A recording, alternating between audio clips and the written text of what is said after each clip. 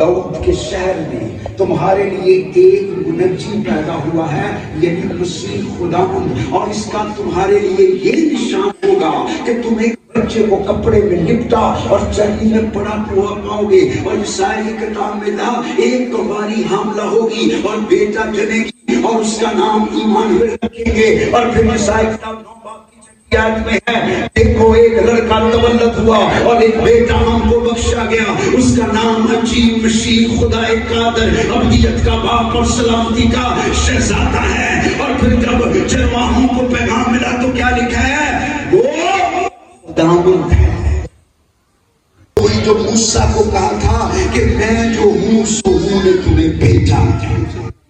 اس لیے یسوع کا جنم دن نہیں ہوا، یسوع کی انکارنیشن۔ انکارنیشن کا مطلب ہے وہ ازل سے ہے، لیکن اس دن وہ انسان بن کر زمین پر آ گیا۔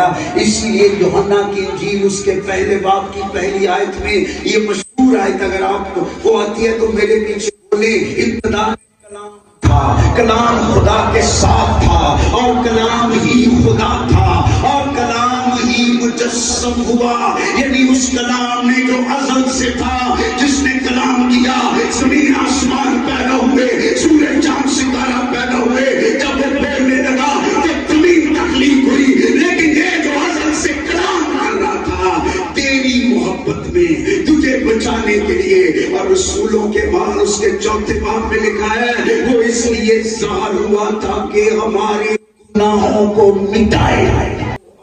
کرسمس کی خوشی کیوں مناتے ہیں؟ خدا انسان بن گیا۔ یہ شادمانی اس لیے ہے خدا انسان بن گیا، میرے